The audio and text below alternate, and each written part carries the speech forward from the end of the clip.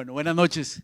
Gracias por acompañarnos hoy, iniciando una serie que se llama Desarrollando un corazón para Dios, utilizando la figura de David. Hoy vamos a tratar el tema de lo que Dios ve, basándonos en el pasaje de 1 de Samuel 16:7. Dice así: pero el Señor le dijo a Samuel: no te dejes impresionar por su apariencia ni por su estatura, pues yo lo he rechazado. La gente se fija en las apariencias, pero yo me fijo en el corazón. Todos conocemos la historia de David. David fue un hombre admirable para muchos, su héroe bíblico favorito, pero es impresionante que la Biblia lo describa un hombre conforme al corazón de Dios. Y es donde uno empieza a preguntarse, ¿a qué se refiere? ¿Qué quiere decir una persona, un hombre, una mujer conforme al corazón de Dios? De David es el personaje que más se escribe en la Biblia. Si lo analizan, van a encontrar 14 capítulos dedicados a Abraham y José, 11 a Jacob, 10 a Elías, pero a David se le dedican 66 capítulos.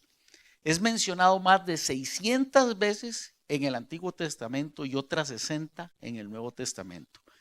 Y en la Biblia es el último nombre que aparece, en Apocalipsis 22:16, es el último nombre que se menciona. David no era un hombre perfecto. Si estudiamos la historia de David en los dos libros de Samuel, nos vamos a dar cuenta que fue un hombre que cometió errores gravísimos: abuso de poder, mentira, engaño, adulterio. Era un homicida. Y físicamente hablando tampoco era un hombre impresionante. Comparémoslo con Saúl, hombre alto, destacado, el rey anterior. David era un pastor pequeño. Dicen que no era feo, pero no era un Saúl. Analizamos todo eso, lo metemos en una licuadora y yo creo que no sale un rey. No parece que tenía madera de ser rey. Vean que así es que ni siquiera su padre creyó que él pudiera ser el rey de Israel. Sus hermanos no le guardaban ningún respeto. Cuando David es ungido como rey de Israel, se cree que estaba entre los 12 y los 16 años. Era el hijo más joven de Isaí. Y humanamente hablando, yo creo que no tenía ni siquiera el premio de consolación como para poder ser elegido rey de Israel. Sin embargo, Dios lo escoge. De todo lo que le presentan, Dios escoge a David. De todas las opciones que había, Dios escoge a David. Y Dios toma esa decisión basado en su corazón, en lo que vio dentro de él. Encontró un hombre conforme a su corazón, como dice Hechos 13:22, 1 de Samuel 13, del 13 al 14. ¿Qué habrá visto Dios en el corazón de David? Que lo haya impresionado tanto, que lo haya movido tanto. En la escritura, la palabra corazón es la que se utiliza como la descripción más clara de lo que es la autenticidad, de lo que es realmente la persona. Describe lo que nuestro ser desea, intenta y decide. Apunta al sentir, a las pasiones, a los pensamientos, a la voluntad, al entendimiento. Pero sobre todo, en la Biblia, corazón es la materia prima en la que Dios trabaja y es el campo de acción del Señor. ¿Qué tal si oramos y empezamos a analizar un poco lo que Dios ve en cada uno de nosotros partiendo de la figura de David? ¿Me acompañan? Señor, queremos pedirte que en esta noche cierres nuestros ojos y abras nuestro corazón. Que empecemos, Señor, a mirar con este taller en el que tú trabajas, con este material con el que tú haces obras maestras. Queremos hoy que moldees nuestro corazón según tu escritura, según tu palabra. Abre los oídos de nuestro espíritu, Señor, de nuestro entendimiento. Permítenos, Señor, ver más allá, ver con los mismos ojos con los que tú miraste a David. Pero sobre todo, Señor, permítenos empezar a trabajar a partir de esto que tú nos puedes enseñar hoy, Señor, que nos quieres mostrar. A crear un corazón que sea conforme a ti, que te agrade, Señor. que podamos ver en nosotros mismos lo que tú ves y lo que nosotros no vemos. Toma control, Señor, de nuestras vidas, toma control de esta reunión. Que tu Espíritu Santo fluya sobre este lugar, Señor, que llegue a todos estos corazones que están aquí presentes y los que nos ven por la web, Señor. Tómanos, moldéanos, trabaja con nosotros. Permítenos ser, Señor, barro en tus manos, de verdad barro. No barro seco, sino barro fresco, con el que se puede trabajar fácilmente. Moldéanos, Señor, y prepáranos para ser más como tú. Todo esto lo pedimos en nombre de tu Hijo Jesús. Amén y amén. Para poder entender lo que Dios ve en nosotros, yo quisiera que hiciéramos un ejercicio. Y vamos a ver lo que nosotros hubiésemos visto o cómo escogemos nosotros las cosas. Pónganse a pensar si nosotros hubiésemos tenido que escoger a David, al futuro David o al futuro rey de Israel. Lo primero que hubiésemos hecho es irnos por la apariencia. Hubiéramos buscado el hombre más grande, el más guapo, el más inteligente, el que tuviera más currículum. Siempre nos vamos a lo superfluo. El hombre busca lo superfluo. Es muy probable que ninguno de los que estamos aquí hubiésemos escogido a David después de haber pasado todos sus hermanos. Hubiésemos buscado el más alto, el que tuviese más trascendencia, el mejor guerrero. El pueblo de Israel, ante la solicitud, porque antes, acuérdense que en la Biblia, antes de que se escogiera el rey, Dios había impuesto la figura de los jueces. Eran los jueces los que gobernaban Israel. Y es el mismo pueblo de Israel el que solicita a un rey. Podríamos decir entonces que es el pueblo de Israel el que escoge a Saúl, que fue el primer rey de Israel. Y evidentemente fracasó porque vio lo que estaba afuera. Saúl era una figura impresionante. Dios eligió a David. Y precisamente que Dios haya elegido a David lo hizo fuerte, porque fue su espíritu el que estuvo con él. David fue el rey que fue, no por decisión propia, sino porque Dios lo acompañó desde su elección. Vio más allá, vio su potencial, pero lo acompañó en el camino. Quiero contarles una anécdota. El campeonato anterior, que termina el 23 de diciembre del 2018, era mi primera experiencia como presidente del club. Todavía para cuando empezó el campeonato yo no entendía para qué Dios me había elegido y me había llamado ahí. No tenía ninguna idea de lo que estaba haciendo. Yo siempre había sido el abogado, pero no sabía qué era lo que Dios quería de mí. Podía entender desde el punto de vista humano, pero yo le había preguntado al Señor y Él me había dicho, ve, quiero que estés ahí. Empezó el campeonato y empezamos re mal. Siguió el campeonato y mi esposa, que está aquí presente, no me deja mentir, seguimos re mal y escogimos otro entrenador. Votamos 2 entrenadores en el campeonato. Numéricamente era casi imposible que nosotros pudiésemos clasificar y mucho menos ganar la Copa de CONCACAF, de la Liga de CONCACAF. Y recuerdo que nos reunimos todos y empecé y me pidieron, Presi, hábleles a los muchachos. Y Dios puso en mi corazón hablarles un poco de David y de Saúl. Y les hice exactamente esta comparación. Saúl era un hombre fornido, era un hombre muy bien hecho y tenía todas las condiciones para ser el rey. David era un pastor. ¿Cuál fue la diferencia entre uno y otro? Que David sí le creyó a Dios. Y creyó que era posible. Y se los dije, si ustedes creen que esto es posible y que esto es de Dios para ustedes, decidan si quieren ser Saúl o quieren ser David. Ese campeonato terminó muy lindo, al margen de si se ganó o no se ganó, porque no es el punto. Fue ver, una vez que se celebra el campeonato en el estadio Ricardo Saprissa, todos en el centro, lo primero que hicieron fue orar y darle gracias a Dios por haberles permitido ser David. Esa experiencia me marcó, porque ninguno de ellos, y mucho menos la prensa y los demás, creían que podían haberlo logrado. Ellos decidieron creerle al Señor y a partir de eso empezaron una serie de conversiones. Hay jugadores que incluso se bautizaron aún antes de salir del país y demás, porque Dios utilizó esa experiencia. Pero fue creerle a Dios lo que marcó precisamente esa división. La otra El otro elemento que usaríamos nosotros para escoger es la cultura. En este caso hubiésemos escogido al primogénito, Eliab, porque en ese entonces, obviamente, el primogénito era el merecedor de todo. Los demás eran segundones y nunca iban a obtener nada más que las migajas que dejar el primogénito sobre la mesa. Pasaron absolutamente todos los hermanos de David. Desde que pasó Eliab, que era el primero, Samuel dijo es este. Pero no, resultó que no. Pasaron todos sus hermanos y David ni siquiera había sido llamado a comparecer. Tuvo que preguntar a Samuel, o escuchando la voz de Dios, que si había alguien más. Y mandaron a traer a David de los campos de pastoreo. Los primeros concursantes, para llamarlo así, pudieron haber impresionado a la audiencia, a Samuel, a Isaí, su propio padre. Pero no lo hicieron con Dios. No era eso lo que él buscaba. Dios da un cambio, Dios va más allá. Dios cambia el concepto cultural y corta con las viejas limitaciones y las fronteras, poniendo a los que están atrás adelante.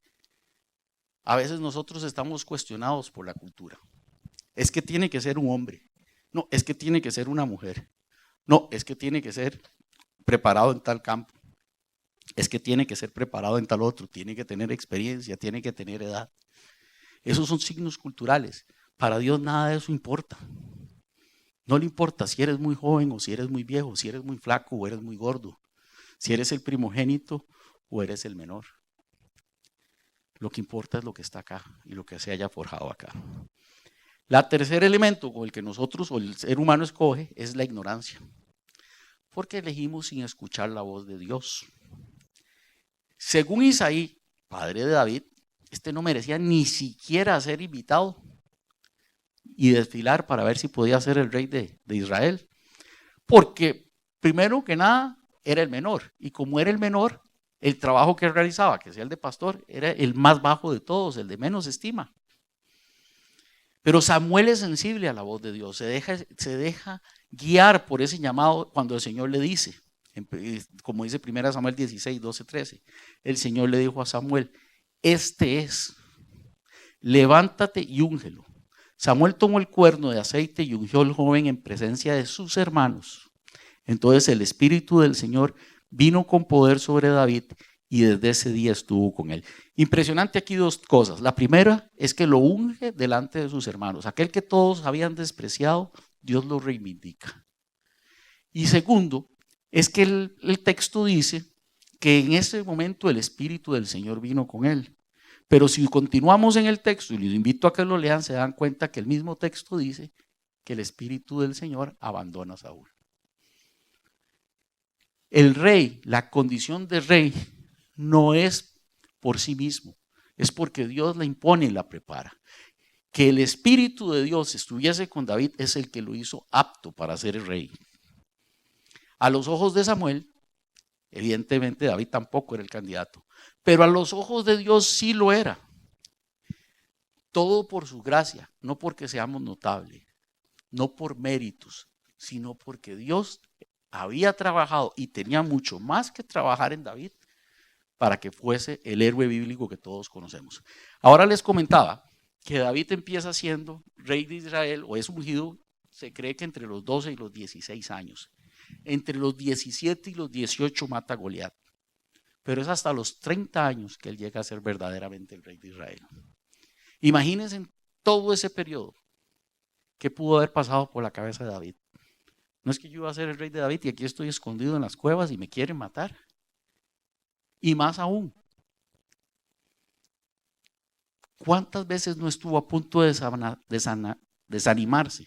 Pero aún así, esos 18 años aproximadamente, desde que fue ungido hasta que fue realmente coronado rey de Israel, Dios toma ese tiempo para prepararlo. Trabaja ¿en dónde? En su corazón.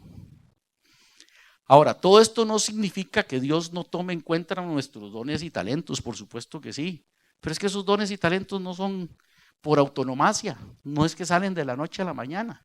Dios los puso ahí y los preparó. Pero nada hacemos nosotros teniendo dones y talentos si nuestras ambiciones, nuestras pasiones y nuestras emociones están por encima de esos instrumentos. Por eso es que Dios ve el corazón de David. ¿Por qué? Porque podían haber muchos que hubiesen estado más calificados con los mismos dones y talentos. Pero la materia prima, el campo fértil donde podía cosecharse es el corazón. Entonces sí, son importantes los dones y talentos. Pero sin un corazón afable, conforme a Dios, de nada nos sirve. Absolutamente de nada. Escoger es una de las realidades más importantes de la vida. Escogemos los jugadores para una selección o un equipo. Escogemos con quién me casaré, dónde viviré, a qué iglesia voy a asistir, dónde voy a estudiar. Pero para elegir se necesita criterio. Cuando Dios escoge a alguien, lo hace a partir de su corazón. Ese es el criterio de Dios. ¿Qué significa esto? Bueno, primero, Dios escoge de manera firme y soberana. Nadie le puede decir a Dios, soy yo. Yo tengo que ser el pastor, yo tengo que ser el líder de alabanza. O, como pasa muchas veces, esa es la mujer de mi vida y con esa me voy a casar. Y nunca preguntamos a Dios si esa era la que Él tenía para nosotros. Después fracasa el matrimonio y le echamos la culpa a Dios. Dios trabaja en el corazón. Él es el que determina y escoge. Nosotros tenemos que ser obedientes. Dios soluciona de maneras extrañas y sencillas. ¿Por qué? Porque Dios ve el corazón. Nosotros a veces no vemos. Cuando yo empecé a enamorarme de quién es mi esposa, yo nunca entendí cómo ella podía enamorarse de mí. Yo decía, no, es que si yo tuviese que casarme conmigo mismo, me quedo soltero, palabra. Qué más incómodo, por Dios. Y la respuesta de mi esposa siempre fue, es que yo vi más allá, yo vi tu corazón.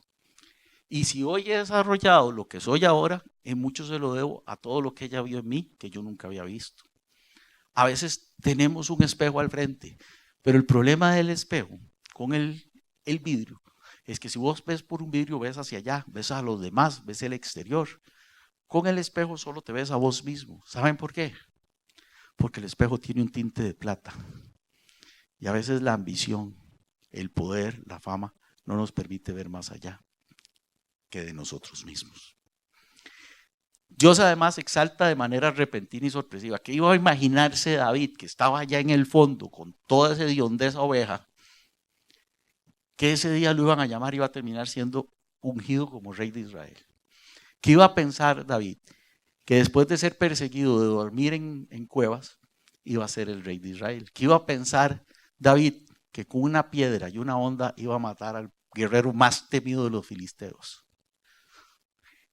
Dios lo hace de una forma sorpresiva. Muchas veces nosotros no nos creemos calificados. Pero veamos en la historia. ¿Quién era Moisés? Un tartamudo. ¿Quién era Jacob? Un mentiroso y un engañador. David, un adúltero y un homicida. Y podemos seguir. Y Dios los exaltó a todos y cada uno de esos. Porque Dios va más allá y los exalta conforme a lo que ha trabajado en su corazón. Dios no escoge siguiendo los patrones humanos. No se deja impresionar. No, nosotros a veces creemos que podemos impresionar a Dios y decirle, es que yo estudié para pastor, es que yo soy doctor en teología.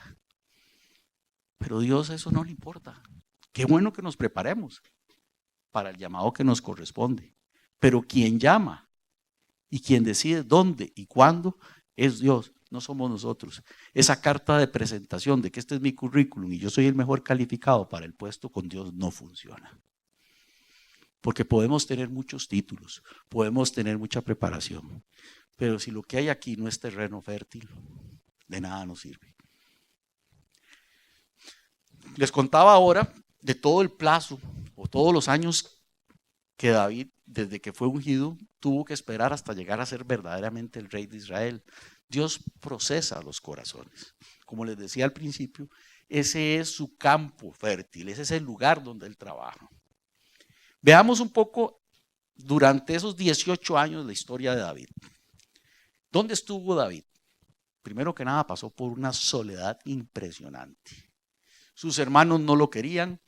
Después de haber sido ungido, tuvo que esperar aproximadamente de 4 a 6 años para matar a Goliat.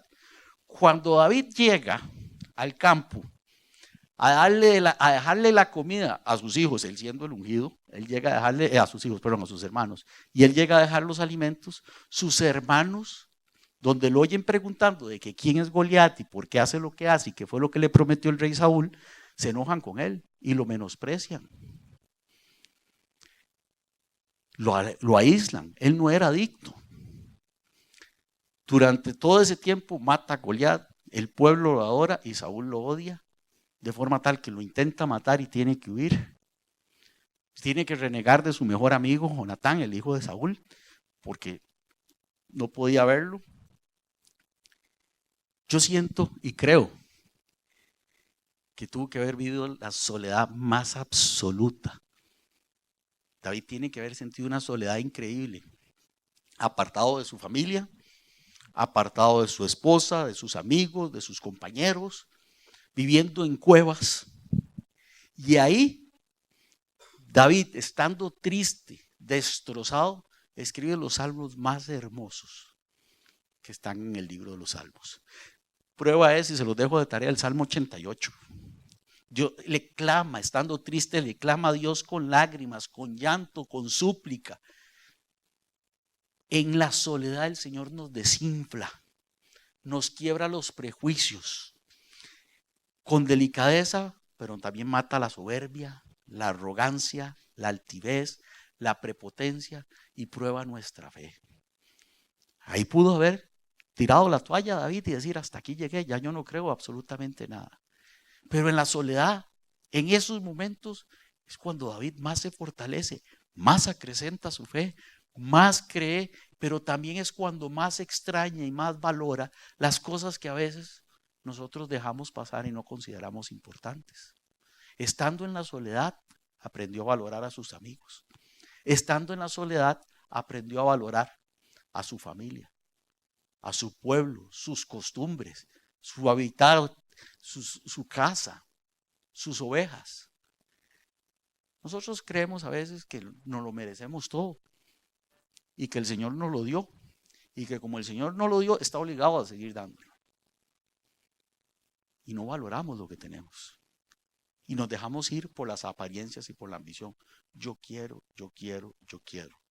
Pero el Señor no nos va a dar lo que queramos, nos va a dar lo que necesitamos, porque va a trabajar en nuestro corazón. Porque muchas veces eso que queremos es lo que nos pierde, es lo que nos desvía, es lo que nos lleva a la perdición. También trabaja en nuestros corazones y en este caso en el de David lo hizo a través del anonimato. Imagínense para este muchachito de 12 años que un pronto a otro le dicen, usted es ungido, usted va a ser el rey de Israel. Y el hombre dijo, hasta aquí se acabaron las ovejas, de aquí en adelante yo me quedo en la casa, ¿verdad? Y sigo tocando el arpa, pero no, otra vez, terminaron de ungirlo, chorreado de aceite y se fue a cuidar ovejas. Durante 4 años aproximadamente. Y va y se enfrenta a Goliat. Y mata a Goliat. Y el pueblo lo adora, pero tampoco es rey en ese momento. Y después de eso, en lugar de ser premiado, resulta ser perseguido. ¿Quién era David? El prófugo. ¿Quién era David? El pastor. En ese anonimato Dios trabaja. ¿Y qué es lo que trabaja? Empieza a fomentar la humildad, conocida y entendida como el estar de incógnito y sin prisa. Porque Dios siempre está de incógnito y trabaja sin prisa. Muchas veces los hombres nos arrogamos la representación de Dios y es cuando oímos al enviado del Señor, al representante de Dios en la tierra, al Señor me habló y me dijo que hiciéramos.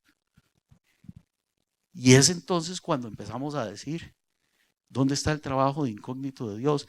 Me llama muchísimo la atención, y mi esposa, que es una mujer muy sabia, además de que tiene muy buen gusto, siempre dice que ella no entiende la gente de la teología de la prosperidad. ¿Por qué? Porque llega y te dicen, si me das tanto, el Señor va a operar tal milagro en tu vida. Y uno se va a la Biblia. Yo no encontré todavía cuándo cobró por un milagro el Señor. Y seguimos creyendo en eso. Y vemos a hombres que se arrogan representaciones que no les competen, porque empezamos a creer que somos nosotros y que no es Dios actuando a través de nosotros, que somos simples instrumentos, que somos un lápiz en la mano del artista, pero la obra la hace el artista, no el lápiz. Buscamos ser reconocidos, descubiertos, respetados por la marca que representamos, marca Dios. Pero se nos olvida quién es el verdadero producto, quién es el que lo causa. Yo personalmente prefiero un Dios de incógnito, al que no lo encuentras entre los átomos, ni en las galaxias, ni en los agujeros negros, y buscamos a través de la ciencia para ver dónde está esa partícula divina. Y está de incógnito, no sabemos dónde está. Si Dios hubiese querido ser famoso, Jesús no se hubiese ido, se hubiese quedado aquí para que lo siguiéramos adorando, pero Él prefiere irse y decir, llega el Espíritu Santo. Prefiero el Dios que no busca que lo adoren en un pedazo de madera, en un clavo, en un chorrito de sangre. Prefiero el Dios que está presente en cada cosa que hacemos. El Dios que se descubre en la mañana en el trinar de un pájaro, en el amanecer hermoso o en el atardecer. Y que en ese momento, a través de la brisa, cuando necesitas un abrazo y sentís una brisa fresca, hoy es un te amo. Ese Dios que está presente pero que no puedes ver, solo lo puedes sentir. Ese es el Dios que de verdad buscamos, el que está en el anonimato, el que está en el incógnito. Cada vez me gusta menos el Dios con trompetas y estandartes, el que no se puede tocar, el que no se puede ver. Yo prefiero el Dios que puedo sentir, al que muchos evitan, al que pide alimento, al que pide un abrazo, una sonrisa. Ese es el Dios que yo creo. David fue sacado de detrás de las ovejas. Tal vez, es más, no, tal vez no, era el más insignificante para su propia familia, para sus padres o amigos, pero no para Dios. Dios miró su corazón y lo sacó del anonimato para formarlo y llegarlo a ser, para que 2000, 3000, 4000 años después estemos aquí hablando de él y buscando en él el ejemplo para nosotros crear nuestro futuro. Dios le recuerda a a David durante toda su historia que él siempre está con él, que él derrota sus enemigos, que le limpia el camino. Llegará el tiempo, hoy que estás pasando por un momento oscuro o que estás en el anonimato, en que Dios te va a recordar de dónde te sacó. Yo sí sé de dónde me sacó. Yo recuerdo todos los días de dónde me sacó. Y les puedo decir que las cuevas de Golán eran cualquier cosa. ¿Tú has estado ahí? ¿A cuántos han sacado aquí del adulterio, de la mentira, del alcoholismo, del robo, del aborto? No son esos lugares oscuros. Sin embargo, hoy podemos hablar de eso con la frente en alto, porque de ese anonimato Dios nos sacó y nos santificó, nos hizo diferentes. Tal vez hoy te mires y digas, ¿qué estoy haciendo? Nadie lo ve, aquí estoy trabajando en producción, detrás de cámaras, o cantando, o yo me esfuerzo estudiando y trabajando para que el Señor me llame a trabajar en algo, pero nadie cree en mí, no sé por qué estoy acá. En ese anonimato el Señor trabaja para hacernos brillar, cuando y dónde Él defina.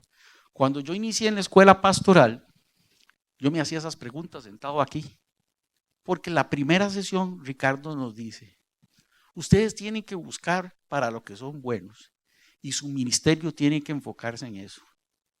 Y me pongo a pensar yo, ¿para qué soy bueno? Y, ¿para qué soy bueno? Para cantar me encanta, pero esto queda vacío en 2 minutos. No creo que el fútbol sirva aquí me dé mucho. ¿En qué soy bueno? Yo soy buen abogado. Creo que soy buen abogado. Pero nada más. Así que mientras el Señor me decía qué hacer, dije yo, bueno, voy a ayudar en la parte legal. Y me empecé a involucrar en la parte legal de la iglesia.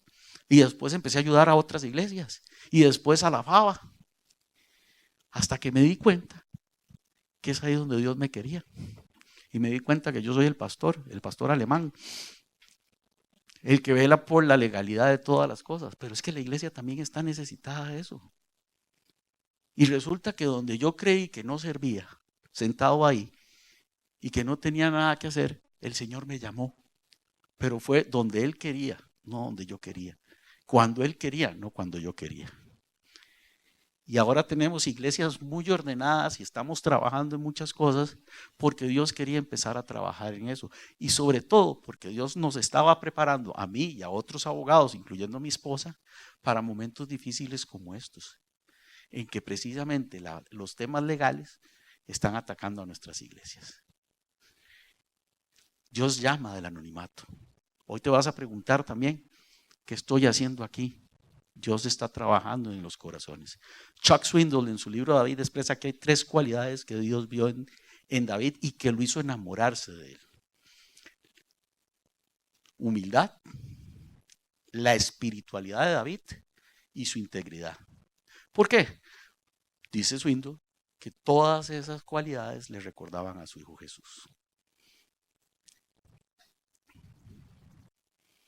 La otra que el Señor utiliza para trabajar nuestros corazones es la rutina. La conversión del alma es el milagro del momento. Es esa parte emocional donde entonces uno se encuentra con el Señor, lo ve cara a cara y dice, quiero cambiar. Esa es la conversión del alma. Pero es un milagro de un instante porque las emociones pasan. La formación de un santo es tarea de toda una vida. Ya es pasar de la emoción a la acción, a lo que hacemos todos los días, a lo que algunos llaman rutina o cotidianidad. Pero en esa rutina y en esa cotidianidad, en la intimidad, en lo que hacemos a diario, es donde realmente mostramos quiénes somos y hasta dónde hemos avanzado. La rutina es letal cuando no se le encuentra un propósito, por eso fracasan los matrimonios, por la rutina, entre otras cosas, pero es uno de los importantes. Pablo va más allá de cualquier circunstancia limitante, porque él dice, yo voy a correr la carrera de la fe. Y correr es un solo acto, es hasta rutinario. Es un deporte muy solitario inclusive, porque vas concentrado vos con el camino. Si te pones a hablar o a conversar, llegas sin aire. Al incluir a Jesús en cada uno de los aspectos de nuestra vida, de nuestra rutina diaria, la rutina se convierte en disciplina. Y Dios es un Dios de orden, Dios no es un Dios de caos. Precisamente por eso es importante acoger nuestra rutina y disciplinarla. Ciertas rutinas son buenas, aumentan nuestra eficacia y aseguran, si usted quiere ser bueno en un deporte, tiene que practicar todos los días lo mismo. Si quieres ser bueno en tu espiritualidad, tenés que practicar y fomentar tu espiritualidad a cada rato, en oración, en la lectura, en la práctica de la caridad, porque no puede ser solo intelectual. La creación está diseñada para funcionar en forma ordenada y como parte de ella, de la creación que somos nosotros, pues también nosotros tenemos que funcionar de esa forma ordenada. David señaló que para él la mañana era el momento propicio para alabar a Dios y pedirle su dirección. Salmo 5.3, 5 versículo 3 y 143 versículo 8. Daniel oraba 3 veces por día y ni siquiera la amenaza de que lo iban a matar lo hizo cambiar o salir de esa rutina. ¿Qué significa ser un hombre conforme al corazón de Dios? Para David era una forma íntima y cercana de relacionarse con su padre. El Salmo 63 es claro en eso, es precioso, donde habla de cómo él se relaciona con Dios, cómo lo espera cada mañana, cómo le habla. Ricardo decía un día de estos en las prédicas que aunque no lo creamos, los cristianos también rezan. Y es cierto, porque una cosa es la rutina y otra cosa es la disciplina. Si nosotros dejamos la rutina como tal y no la convertimos en disciplina, es diferente.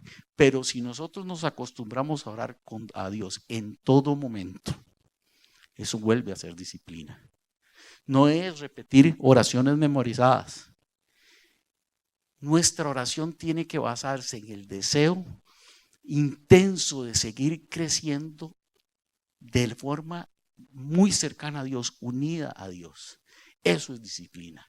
En poner absolutamente todo lo que hacemos, desde lavar el traste, desde levantarnos, desde respirar y dar gracias, porque es un regalo. Yo a veces me ponía una noche de estas.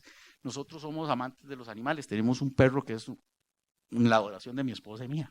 Duerme con nosotros en la cama, en el centro, porque es súper celoso. Pero a mí me enternece mucho. Los animales a veces, cuando uno está triste, se acercan. Cuando está enfermo, toman partido, ¿verdad? Se acercan de algún lado. Yo le decía a Dios, es que lo creaste perfecto. Pero sos tan bello conmigo que en lugar de guardártelo para vos, me lo diste a mí. Esa cercanía con Dios, de saber que Dios nos tiene presentes en cada cosa, que nos regala un sol maravilloso cada mañana, que cuando la tierra está seca pide lluvia, el Señor nos regala lluvia, es precisamente convertir lo que nosotros ven como rutina para nosotros en una disciplina. Y Dios forja a David en la rutina. Con esto empezamos ahora a hablar de qué es un corazón agradable a Dios. Quiero cambiar mi corazón. Ese es el deseo de muchas personas. Nosotros oímos a mucha gente que dice, es que yo quiero cambiar, es que yo quiero ser diferente. Ese es un deseo. Para el cristiano no es un deseo. Cambiar el corazón no es una opción. El que desea seguir a Jesucristo debe cambiar su corazón, debe transformarlo. Es imprescindible. Tanto Pedro como Pablo tuvieron que vivir un proceso espiritual de cambio, dolorosísimo, dolorosísimo. Tuvieron que vivir una metamorfosis espiritual. Romanos 12, del 1 al 2, así lo señala. ¿Cómo es un corazón agradable a Dios? Primero que nada, es apasionado. Un corazón agradable a Dios tiene que tener una pasión. Cuando hables de Cristo, cuando lo tengas, cuando le estés hablando a Él, tiene que desbordarte. Los poros deben respirar y deben expirar todo ese amor que sentís. Es muy fácil que sintamos pasión por una persona, por un deporte, por la política, por un hobby. Pero ¿cómo nos cuesta ser apasionados por Dios? A veces tratamos de tener la concepción de Dios tan cerrada, tan intelectual, tan racional, que nos olvidamos que es una relación. Y en las relaciones se expira. Cuando amas a una persona, querés estar con ella, querés hablar de ella, querés vivir con ella, querés llamarla a cada momento, querés contarle hasta la peor tontera que hay. Es la excusa imprescindible, exacta, ideal para llamar y hablar con esa persona que amamos.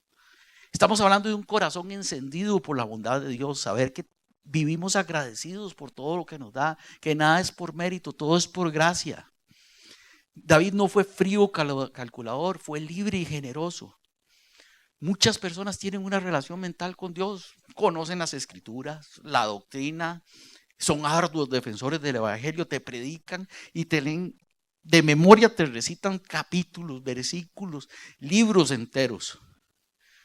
Pero ¿saben qué? Solo están convencidos. Es un tema de convencimiento.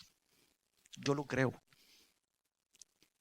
Cuando eres convencido, corres el riesgo de que llegue otra cosa y conquiste tu corazón, y llegue una doctrina nueva de la nueva era, del hedonismo, de la ideología de género, lo que sea, y te cambió el concepto porque te convenció.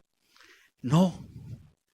La motivación de David al darle muerte a Goliat, me encanta esa parte, era que el nombre de Dios fuera honrado y glorificado. Así se lo dice. Tú vienes a mí con escudo y con lanza. Yo vengo aquí en nombre del Dios de Israel. Esa era su motivación. No era ser famoso.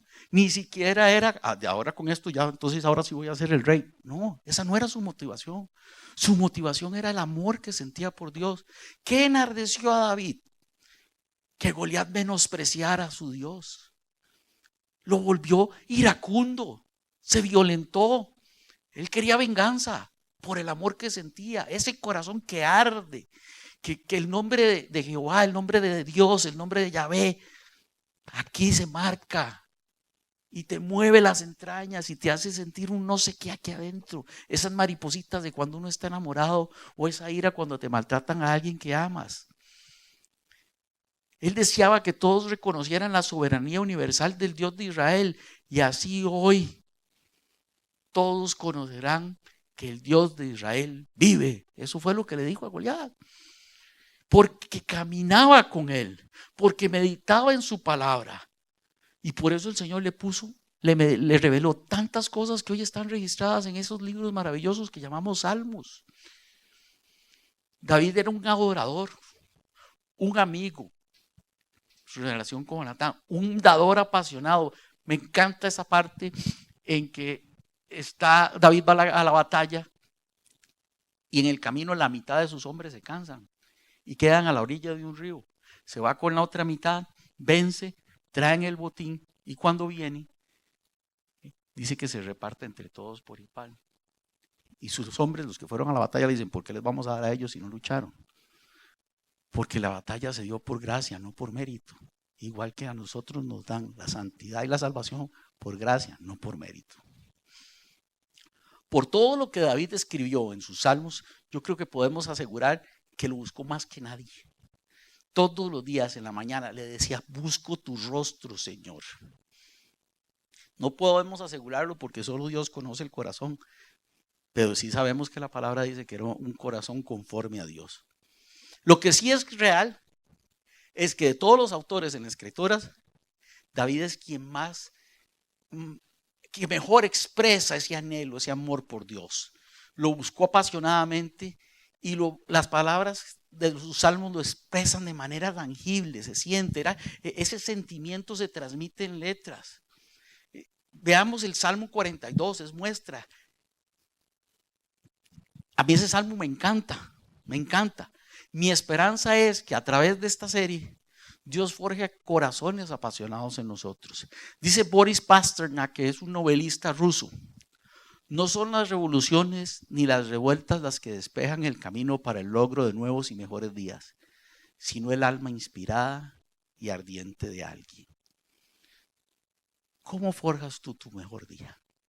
¿Cómo empiezas tu día? ¿Obstinado porque es lunes y hay que ir a trabajar? ¿O inspirado y ardiente porque es un día más para agradecer porque el Señor te lo regala? Cuando lees la palabra, ¿buscas aprender o buscas conocer? Cuando oras, ¿buscas cumplir o buscas comunicarte? ¿Es tu oración un monólogo o es un diálogo? Yo a veces me pongo a pensar que Dios se cansa de escucharnos porque no lo dejamos hablar. Tenemos tanto que pedir y tanto que reclamarle que se nos olvida hacer silencio y entender que la oración va en dos vías. Y hay que recibir, hay que parar un momento para escuchar. Y a veces para escuchar se necesita silencio. Esa es la pasión. ¿Necesitas escuchar su voz o necesitas escuchar tu voz? Un corazón agradable a Dios también tiene que ser profundo. Como les decía ahora, sabemos que David vivió en el desierto de Judea, justo al sur de Jerusalén, mientras huía de Saúl, que lo quería matar. Sus palabras describen muy bien su anhelo por el Señor en este tiempo. En el Salmo 63:1 dice, Dios mío, eres tú. De madrugada te buscaré, mi alma tiene sed de ti, mi carne te anhela en tierra seca y árida donde no hay aguas.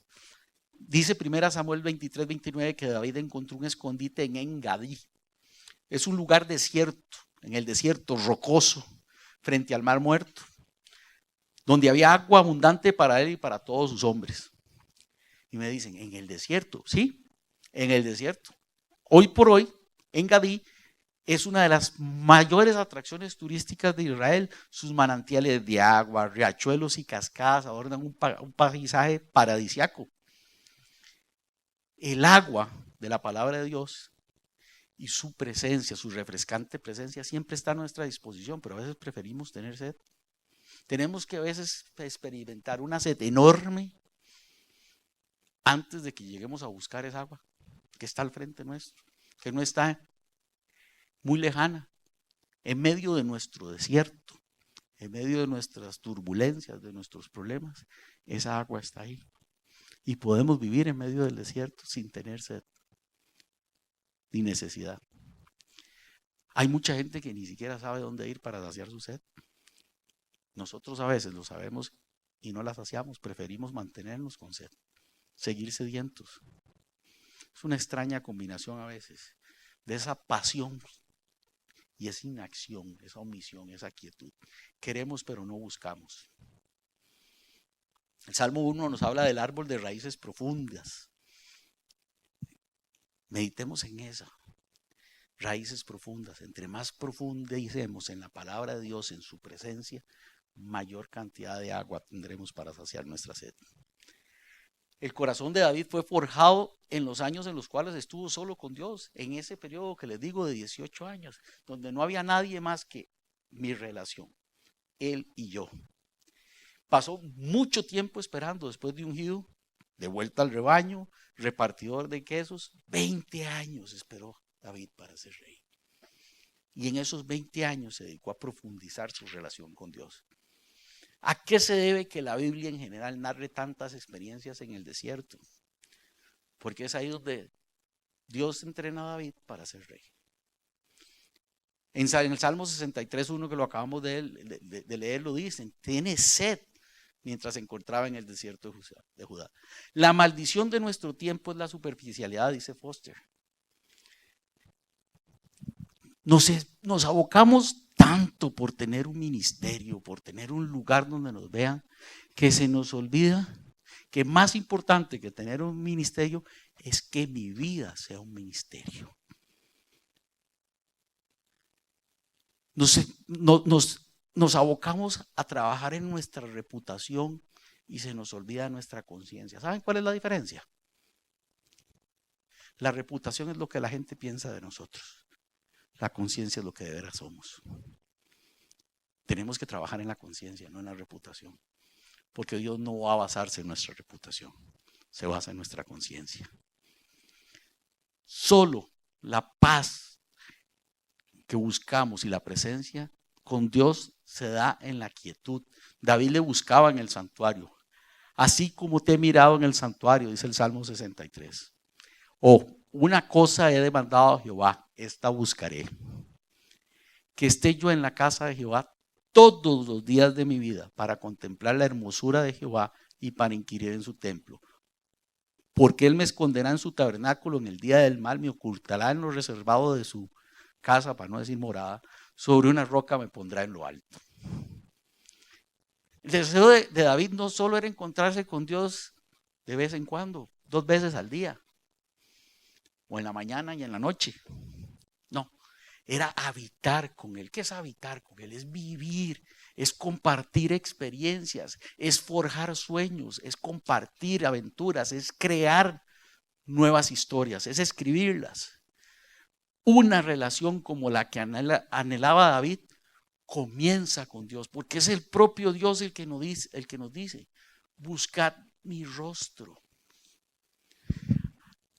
En mi caso personal les cuento, yo soy lo más disperso del mundo. Yo empiezo orando y cuando me doy cuenta estoy trabajando. Pero hay momentos muy, muy seguidos en que Dios me llama y me dice: te quiero en la sala. Ese es mi lugar de oración. La sala de mi casa, una cobija y yo me postro. Mis mayores experiencias las he encontrado en esa soledad donde estamos 3. Dios, mis lágrimas y yo. Es esa necesidad de encontrar ese rostro que te diga cuánto te ama, ese abrazo. Me encanta a veces estar en medio de tribulaciones, de problemas, de muchas cosas, con ese cerebro que no se apaga y da vueltas y vueltas y vueltas. Y parar y decirle: Señor, necesito descansar. Ya no quiero hablar ni que me hables. Abrázame. Quiero como un niño que me abraces.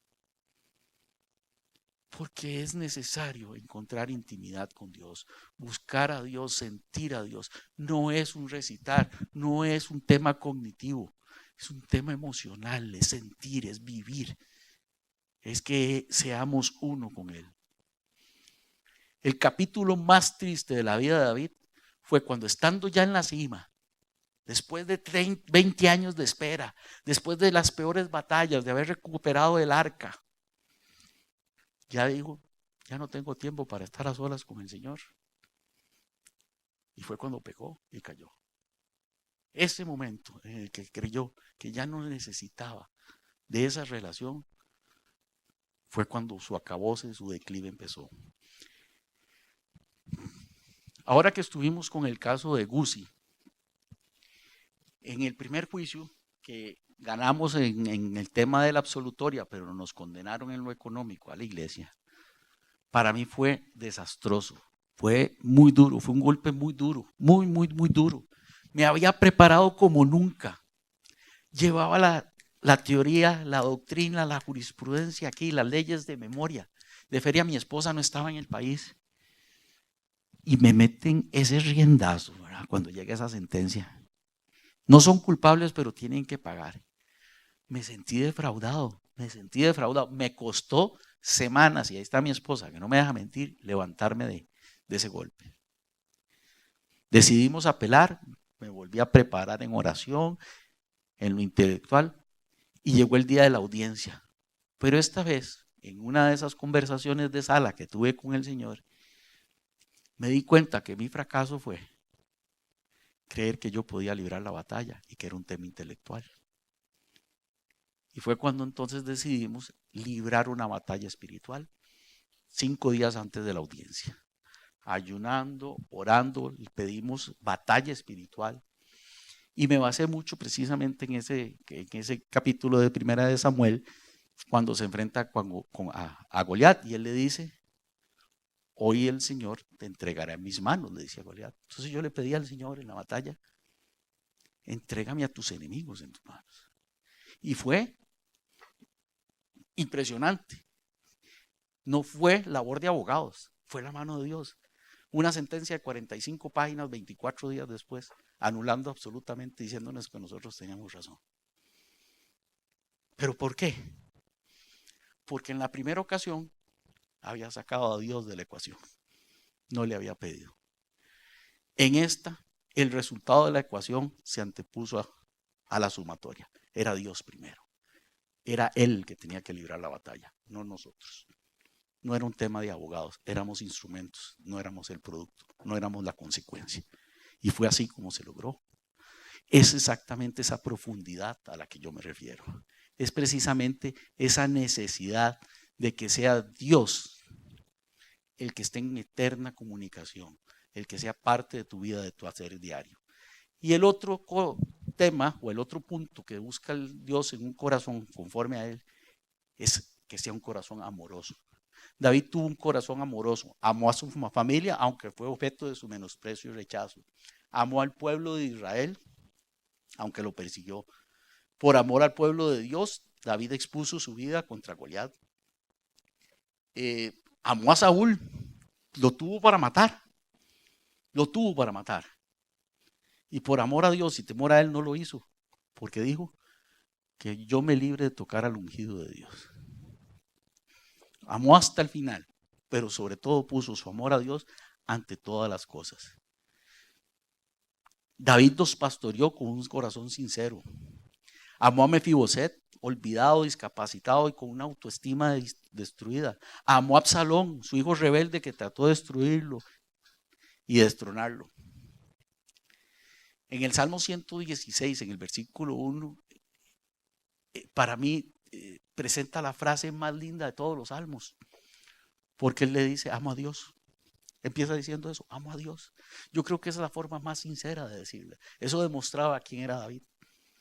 Eso demostró cuál era su vida. El corazón de David siempre estuvo lleno de amor para su Dios. Tan es así que cuando Samuel vuelve y le recrimina su pecado, esa culpa, ese arrepentimiento genuino por haber lastimado a quien amaba, es el que lo hace pedir perdón y volver sobre sus pasos. La diferencia de David es que él reconoció su pecado, lo que no hizo Saúl. Los dos pecaron contra Dios, pero uno lo reconoció humildemente, pagó sus consecuencias muy duras, pero no dejó de amar. Cuando amamos, el servir no es una carga, es una manifestación de ese amor. Es un privilegio servir, porque en el servicio expresamos cuánto amamos a una persona. David, todo lo que agobiaba a Dios, lo agobiaba a él. Era para él su prioridad vivir una vida dedicada a Dios. Pero no solamente hablar de ello, puso su fe en acción. Tan es así que incluso arriesgó su vida al enfrentarse a Goliat.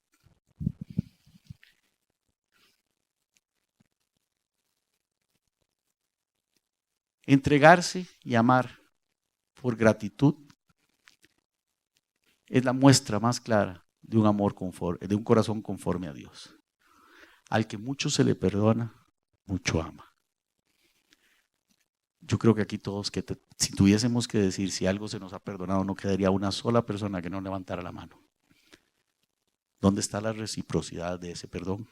En el amor, en el servicio. No en conocerlo en un papel, en doctrina, sino en hacerlo parte de tu vida. Es más, hacerlo tu vida. Dios tiene que ser tu vida. Ese es un corazón conforme a Dios. Dice Hechos 13:22. He encontrado en David, hijo de Isaí, un hombre conforme a mi corazón. Él realizará todo lo que yo quiero. Tenemos nosotros la capacidad de realizar lo que Dios ha soñado para nosotros. Ser parte de su sueño. Yo espero que Dios haga muchas cosas en nuestros corazones durante estos días, estas semanas de estudio de la vida de David. Mi oración es que muchos de nosotros podamos adorar a Dios como nunca antes se ha adorado en nuestra vida. Que no nos importen las apariencias, que no nos importen los prejuicios, que no nos importen la cultura, que no seamos víctimas de la ignorancia, de nuestra propia ignorancia, que adoremos en espíritu y en verdad, como lo era David, que no le importó desfilar casi desnudo, con gozo para alabar a su Dios. Que no le importó la opinión de los demás, como el rey va a desfilar y bailar y danzar, y decir, es que lo hago para mi Dios. Que podamos expresar lágrimas de tristeza. Me encanta la canción de Marcos Witt cuando dice que estando en su presencia, ¿cómo puede evitar el llorar? Yo creo que cuando estás en la relación con Dios y Él te habla, te acaricia, te abraza y te dice cuánto te ama, es imposible disimular una lágrima. Imposible. Una lágrima de alegría, de gratitud. Hoy tuvimos una reunión durante todo el día con el tema de nuestro albergue, de nuestra excelencia familiar. Y escuchábamos a algunas de las funcionarias que trabajan ahí hablar con una pasión por el amor que sienten por esos niños, que si no todos, casi todos los que estábamos ahí no pudimos evitar que las lágrimas rodaran por nuestras mejillas. Porque cuando nosotros hablamos de Dios somos tan secos y nos cuesta hablar con el corazón. Hablar de lo que Dios ha hecho en nuestras vidas, lo que nos ha cambiado, lo que nos ha dado, lo que nos ha quitado. Yo creo que merece a veces que nos conmueva, porque es una relación. Es como cuando estás enamorado, ves a tu novia, a tu esposa y le decís te amo y no sentir algo aquí cuando lo decís. Porque si no son palabras vacías, huecas. Yo quisiera que también saliéramos de las sombras de la religiosidad para decir con todo el corazón, jamás daré al Señor algo que no me cueste nada. Es que es muy fácil dar lo que nos sobra. Y no estoy hablando de dinero, estoy hablando de tiempo. Vea, Señor, estoy tan cansado que voy a orar 5 minutos. Bueno, ahora que tengo un chance, porque el día ha estado muy ocupado, muchas gracias, Señor, por lo de ayer. Tenemos tiempo para llamar por teléfono y contarle a nuestro amigo de nuestros logros y nuestras victorias, pero no podemos contárselo a Dios, que fue el que nos entregó en las manos. Podemos llamar a la esposa y decirle me ascendieron, pero no podemos decir gracias, Señor, porque gracias a ti y a tu misericordia hoy tuve este puesto. Es darle lo que nos cuesta, darle nuestra relación, nuestro corazón, con fuerza, coraje, disciplina. Y como le decía ahora, mi oración, mi propósito, mi deseo es que no es que participemos en un ministerio y que aquí digan yo voy a salir a trabajar en un ministerio. Nuestro propósito es que tu vida se convierta en un ministerio. Que tu vida sea un ministerio, que sea un día a día de alabanza, de glorificar al Señor. David era el objeto de la búsqueda de Dios. Ese corazón es el que buscaba el Señor. Pasaron muchos, pero él quería ese. Dios vio en algo en él que nadie más podía ver. Nuestras acciones van a dejar al descubierto nuestro corazón.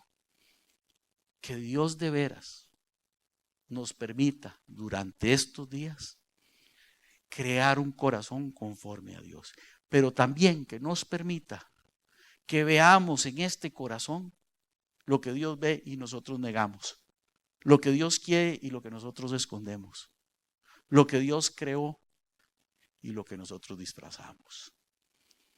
Les dejo una tarea durante este mes. Mediten en los salmos, léanlos, vívanlos, hagan suyas sus palabras. De veras, tómense en el rato de a través de los ojos de David tener una relación como la de su amigo con Dios. David era el amigo de Dios. Gracias, Padre Santo, porque hoy has tocado, has removido nuestros corazones, Señor. Esperemos que tu mensaje, que tu palabra nos haga sentirnos incómodos, bastante incómodos, Señor. Que nos haga sentirnos malagradecidos tal vez. Que nos haga cuestionarnos, Señor. Que nos haga pensar, Señor, que nuestra relación contigo no ha sido lo buena que quisieras. Que ese corazón que tú ves, nosotros lo hemos escondido y que queremos ya, Señor, sacarlo de ese armario, mostrarlo tal y como es para que tú puedas profundizar en él, para que puedas trabajarlo, Señor, para que lo hagas agradable a ti, Señor. Te pedimos, Señor, que a partir de hoy tengamos una relación menos intelectual contigo, Señor. Que tú te vuelvas, Señor, nuestra pasión. Que busquemos tu rostro a cada instante, en cada momento. Que querramos un poco más de ti. Que queramos arrancar, Señor, partes de ti y hacerlas propias, Señor. Permítenos, Padre Santo, tocar tu corazón. Tocar tu corazón. Conocerlo, Señor, y hacerlo nuestro. Permítenos, Padre, que esta pasión sea real, sea fuego que queme. Que esta sed, Señor, nunca se sacie, esta sed por ti, sino que busquemos más y más de esa agua que es tu amor, tu presencia. Que nuestra oración, Señor, sea un diálogo con un amigo, con un padre. Que podamos contarte lo que somos, lo que hacemos, lo que queremos, nuestros anhelos, Señor.